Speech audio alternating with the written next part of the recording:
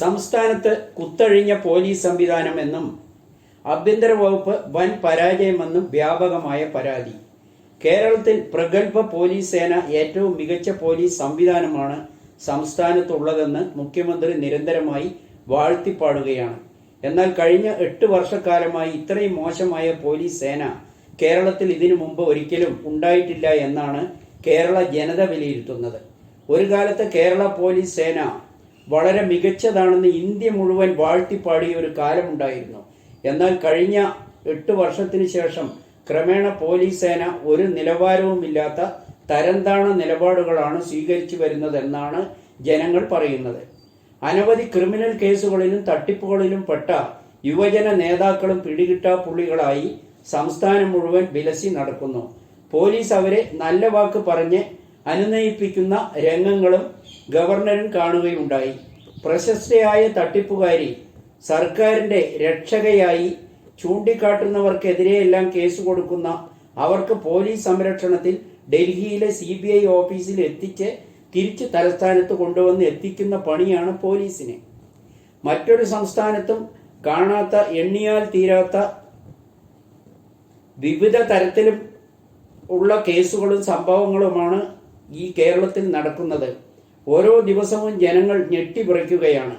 ആക്രമണങ്ങളെയെല്ലാം സംരക്ഷണത്തിന്റെ ഭാഗമായാണ് സർക്കാർ കാണുന്നത്.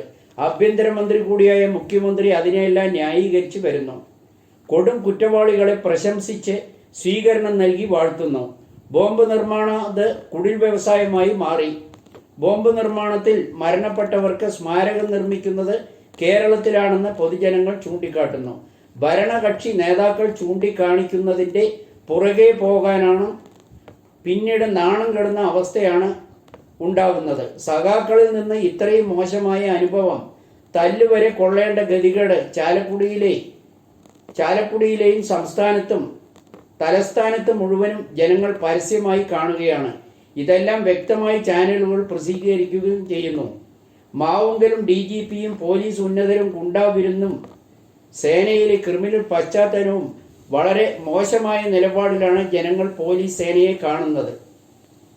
മൈക്കിന്റെയും കേബിളിന്റെയും പേരിൽ കേസെടുക്കുക, എല്ലാ വിലയിരുത്തിയ ജനങ്ങൾ ഇവിടെ ഒരു അഴിഞ്ഞാട്ടമാണ് നടക്കുന്നത് എന്നാണ് പറയുന്നത്. ആടിനെ പട്ടിയാക്കി മാറ്റുന്ന ജാലവിദ്യകളാണ് പോലീസിന്റെ ഭാഗത്ത് നിന്നുണ്ടാകുന്നത്. പുറത്തു വരാത്ത DGPമാർ ഓരോ ദിവസവും പോലീസ് സേനയുടെ ഇമേജിന് ഇടിവ് സംഭവിച്ചു വരികയാണെന്ന് മനസ്സിലാക്കാൻ ആഭ്യന്തര വകുപ്പും പോലീസ് ഉന്നതരും ശ്രമിക്കുന്നില്ല.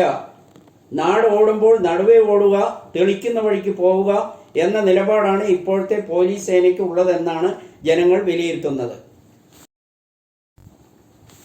തീവ്രവാദികളുടെയും കല്ലേറുകാരുടെയും ബന്ധുക്കൾക്ക് കാശ്മീരിൽ സർക്കാർ ജോലി ലഭിക്കില്ലെന്ന് അമിത്ഷാ. തീവ്രവാദികളുടെ കുടുംബങ്ങൾക്കും ബന്ധുക്കൾക്കും ജമ്മു കാശ്മീരിൽ സർക്കാർ ജോലി ലഭിക്കില്ലെന്ന് കേന്ദ്ര ആഭ്യന്തരമന്ത്രി. കേന്ദ്ര സർക്കാർ തീവ്രവാദികളെ അമർച്ച ചെയ്യുന്നതോടൊപ്പം അത് ഇല്ലായ്മ ചെയ്യാൻ കൂടി ശ്രമിക്കുകയാണെന്നും അതിന്റെ ഫലമായി രാജ്യത്തെ തീവ്രവാദ പ്രവർത്തനങ്ങൾ ഗണ്യമായി കുറഞ്ഞെന്നും ദേശീയ വാർത്താ ഏജൻസിക്ക് നൽകിയ അഭിമുഖത്തിലാണ് ആഭ്യന്തരമന്ത്രി അമിത്ഷാ ഇത് പറഞ്ഞത്. ബാർ കോഴ വിവാദം സർക്കാർ ഉദ്യോഗസ്ഥരെ വെച്ച് ന്യായീകരിക്കാൻ ശ്രമിക്കുന്നത് ജനങ്ങൾ തള്ളുകയാണ്. കോഴ വിവാദം സത്യമാണെന്നും കേരളത്തിലെ മുഴുവൻ ജനങ്ങൾക്കും കൃത്യമായി അറിയും.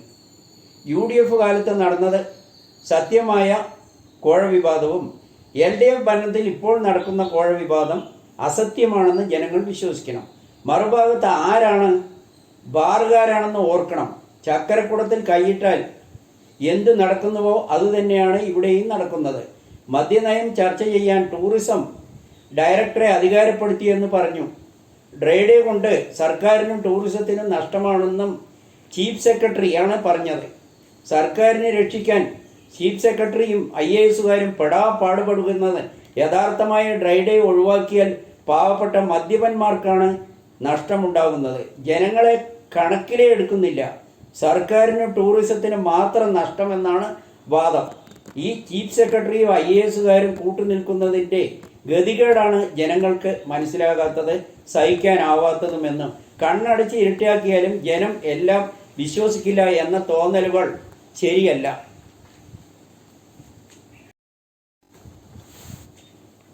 നിയമപാലകർക്കും ഗുണ്ട ചങ്ങാത്തം. ഗുണ്ടയുടെ വിരുന്നിന് കൂടിയ ഡിവൈഎസ്പിക്കെതിരെ വകുപ്പ് തല അന്വേഷണവും സസ്പെൻഷനും. അങ്കമാലിയിൽ ഗുണ്ടാ നേതാവിന്റെ വീട്ടിൽ നടന്ന വിരുന്നിൽ ഡിവൈഎസ്പിക്കൊപ്പം പങ്കെടുത്ത പോലീസ് ഉദ്യോഗസ്ഥർക്ക് suspension. Alappuzha crime branch DYSP MG സാബുവിനൊപ്പം പങ്കെടുത്ത പോലീസ് ഉദ്യോഗസ്ഥർക്കാണ് സസ്പെൻഷൻ. സുപ്രസിദ്ധ ഗുണ്ടാ നേതാവ് തമ്മനം ഫൈസലിന്റെ വീട്ടിൽ വിരുന്നിൽ പങ്കെടുത്ത ഉദ്യോഗസ്ഥർക്കെതിരെയാണ് പ്രാഥമിക അന്വേഷണത്തിന്റെ അടിസ്ഥാനത്തിൽ നടപടി ഉണ്ടായത്. കേരള പോലീസ് മികച്ചതാണെന്ന് മുഖ്യമന്ത്രി പലതവണ പ്രശംസിക്കാറുണ്ട്. ജോൺസൺ മാവുങ്കലിന്റെ